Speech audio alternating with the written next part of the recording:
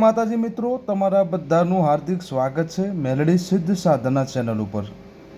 તો મિત્રો, આજના વિડીયોમાં આપણે વાત કરવાના છીએ કે ઘરમાં કે કોઈ જગ્યા કોઈ એવી આત્માનો વાસ હોય અને હેરાન કરતી હોય તો એને દૂર કરવા શું કરવું જોઈએ।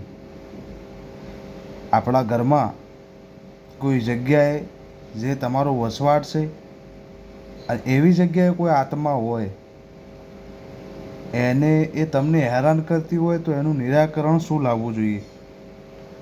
પહેલું કે મિત્રો, જે આત્મા હું તમને વાત કરું છું બરાબર, એ તમારા મતે ભૂત જંડ ચૂડેલ આ બધી વસ્તુઓ પણ હોઈ શકે છે બરાબર। હવે આ કોઈ જગ્યાની વાત થઈ ગઈ। એ જ રીતે જો ઘરમાં વાત કરીએ કે કોઈ ઘરમાં એવી વસ્તુ છે જે અમુક માણસો એવું કહેતા હોય છે કે ભાઈ અમે જે જગ્યાએ રહીએ છીએ ત્યાં પહેલાં અમુક વસ્તુ છે એવું બધા કહે છે એમ બરાબર। અમુક જગ્યાએ જઈને પૂછવડાવે તો એમને ખબર પડતી હોય છે કે અમે જે જગ્યાએ જે ઘરમાં રહીએ છીએ ત્યાં કંઈક એવી વસ્તુ છે જે ફરે છે, કોઈ વસ્તુ રહે છે જે અમને હેરાન કરે છે, પરેશાન કરે છે, કંઈક ને કંઈક એનું લેણું છે એમ આવી વાત સાંભળવા મળતી હોય છે। એટલે હવે એનું શું કરવાનું છે એ તમને હું જણાવું છું। તો વિડીયોને અંત સુધી જોજો। વિડીયો ગમે તો લાઈક, શેર અને સબસ્ક્રાઈબ કરવાનું ભૂલતા નહીં। મિત્રો, ઘરમાં જે આત્મા હોય, તમારા ઘરમાં જે આત્મા હોય એ તમારે પહેલાં તો એ નક્કી કરવાનું છે કે તમારા કોઈ અટેચમેન્ટવાળી કોઈ આત્મા છે, કોઈ એવી સ્ત્રી, બેન, દીકરી કોઈ મરીને બની હોય એવી વસ્તુ છે કે પછી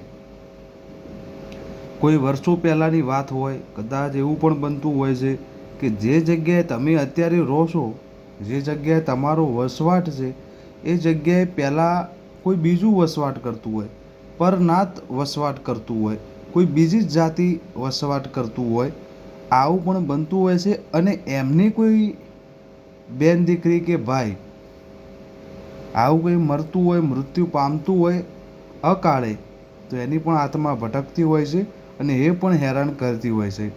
આવું પણ બનતું હોય છે। એટલે તમારે સૌથી પહેલાં એક કામ કરવાનું છે કે તમારે એ નક્કી કરવાનું છે કે કયા પ્રકારની એ શક્તિ છે, ઘરની છે કે બહારની। આવી કોઈ વસ્તુ તમને ખ્યાલ થઈ જાય, આવી કોઈ વસ્તુ તમારા પકડવામાં આવી જાય, મિત્રો, હું તમને એક જ વસ્તુ કહેવા માગું છું કે કોઈ પણ દિવ્ય શક્તિ હોય, આત્મા એ પણ દિવ્ય શક્તિમાં જ આવી જાય છે। કોઈ પણ દિવ્ય શક્તિ હોય જો હેરાન પરેશાન કરતું હોય, એના પાછળનું કારણ એવું હોય કે એ કંઈક માગતું હોય પણ એને માગવાની રીત અલગ હોય બરાબર। એ તમને હેરાન પરેશાન એટલે કરતા હોય કે તમે જાગો અને એક પ્રશ્ન ઊભો કરો કે એવું તો કંઈક લાગે છે। એટલે જ્યારે આવા વિચારો તમારા મનમાં આવતા હોય છે ત્યારે તમે કોઈ જગ્યાએ એવા સાચા તમને વિશ્વાસ પડતા વ્યક્તિ જોડે જઈને પૂછો છો અને એ માણસ, કોઈ સજ્જન માણસ જેને આ બધી ખબર પડતી હોય, એ તમને પૂછી આપશે કે તમને જોઈ આપશે કે આ વસ્તુ છે કે નહીં। મિત્રો, હું એ ભાઈનો પણ વિરોધ નથી કરતો, કોઈનો વિરોધ છે નહીં, કોઈ ભુવાજીનો કે કોઈનો વિરોધ છે નહીં, પણ હું તમને એમ કહું છું કે કોઈ પણ જગ્યાએ આવી વસ્તુ બનતી હોય અને કોઈના જોડે જોડાવા જાઓ અને કોઈ કહી દે કે હા આવી વસ્તુ છે, તો તરત નહીં માની લેવું। હવે આ કેસ અહીંયા પૂરો થતો નથી। આ જ ટોપિકની વાત નહીં, કોઈ પણ દેવગતિના દુઃખ વિશે કોઈના જોડે જોડાવા જાઓ છો, કોઈના જોડે પૂછવડાવો છો, કોઈના જોડે દાડા વડે જોડાવો છો, આવી કોઈ વસ્તુ તમે કરો છો કે કોઈ જગ્યાએ ગયા છો, તો જ્યાં સુધી પાકું પ્રમાણ ના મળે ત્યાં સુધી તમારે માનવું નહીં। એનું કારણ કે દેખો મિત્રો, એક ડૉક્ટર અને એક ભુવાજી, આના જોડે તમે જાઓ તો ડૉક્ટર દવા વગર અને ભૂવો દોરા વગર ઘેર મોકલે નહીં, આ ચોખ્ખી વાત છે। અત્યારે આ ચાલે છે એટલે, કારણ કે હું પોતે સેવક છું, હું પોતે માતાજીને માનવાવાળો વ્યક્તિ છું, છતાંય મારે કહેવું પડે છે કે અત્યારે કળિયુગમાં એવું ચાલે છે કે ડૉક્ટર પાસે જાઓ એટલે કોઈ પણ એવી બીમારી બતાવીને તમને દવા પકડાવે જ, એમ ભુવા પાસે જાઓ એટલે કોઈ પણ સમસ્યાનો દોરો તમને આપે ને આપે. અત્યારે આ ચાલે છે એટલે કહેવું પડે છે. એટલે આવાથી દૂર રહેવું. બીજું કે જ્યારે પણ કોઈ આવી વસ્તુ દેખાય એટલે તમારે પહેલાં પરમાણ માગવાનું છે. પરમાણ ઉપર એ દેવ ઊભું થાય, એ પરમાણ પૂરા થાય. કોઈ એવી એધોની, કોઈ એવી ધીજ તમને લાગે, તમને લાગે કે આ વસ્તુ કોઈ દિવસ બને નહીં, અને એવું કંઈક કહેવાનું કે આ વસ્તુ બને તો હું માનું, અને પછી જે થાય એ હું કરવા તૈયાર છું.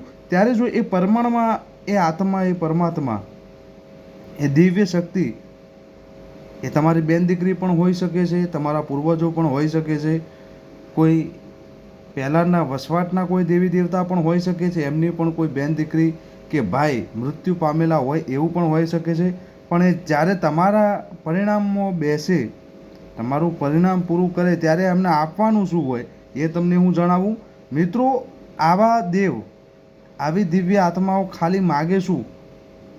તમારે એક પૂછપરછ કરવાની છે કે જો એમને રહેવું હોય અહીંયા, પહેલાં રહેવાનું તો મને એ જ કરવાની. પહેલાં તમારે એમ કહેવાનું છે કે તમારે આ જગ્યા છોડવાનું શું થશે. જો એમાં એ દેવ ના માને તો પછી તમારે તો બેસણું આપવાનું હશે. આનાથી વધારે કંઈ હોય છે નહીં. એ ભક્તિ જ માગે, એ બેસણું જ માગે, એ જગ્યા જ માગે, કેમ કે જગ્યા ઉપર એનો હક હોય છે એના લીધે. આનાથી વધારે કશું પણ હોતું નથી. કોઈ પણ વિધિ નથી હોતી, કોઈ પણ બીજું કાર્ય થતું નથી. આટલું જ હોય છે. મારે જણાવવાનું મિનિંગ એટલો જ હોય છે, તમને જાણકારી આપવાનું મિનિંગ એટલો હોય છે કે તમને ખબર હોવી જોઈએ કે આવા સમયમાં શું કરવું, જેના લીધે તમે અંધશ્રદ્ધામાં ફસો નહીં. પાકા પ્રમાણ સાથે જો ધીજ મળે, તમને વિશ્વાસ બેસે એવું કાર્ય થાય, અને તમારી હા હોય અને દેવની હા હોય, તમે બેસીને એને બેસાડીને પૂજી શકો છો. અને દેવની પણ હા હોય, તમારી પણ હા હોય, એ જવા માટે રાજી હોય, તો તમે ખુશી ખુશી એને અલવિદા પણ કરી શકો છો. બરાબર. હવે અમુક માણસો એમ કહેશે કે ભાઈ આ રીતે કોઈને એમ ના કહેવાય કે ગાઢી મુકાય, રાજી રાજી અલવિદા કરાય. તો મિત્રો, મારો કહેવાનો મિનિંગ એ હોય છે કે આપણે જે પાડીએ આપણે આવનારી પેઢી ના પાડી શકે, તો એ દુઃખમાં જાય એના કરતાં આપણે જે પાળવાનું કીધું હોય દેવને, એ કદાચ આપણે મૃત્યુ પામી જાય, આપણે છોકરાને કંઈ ના ગયા હોય અને આવનારી પેઢી દુઃખી થાય, એના કરતાં અલવિદા કરવું સારું છે. તો ચાલો મિત્રો, આ વિડીયોમાં આટલું. જો વિડીયો તમને ગમ્યો હોય, લાઇક, શેર અને સબસ્ક્રાઈબ કરવાનું ભૂલતા નહીં. વિડીયો કેવો લાગ્યો કોમેન્ટ કરવાનું ભૂલતા નહીં. જય માતાજી, જય મેલડીમાં.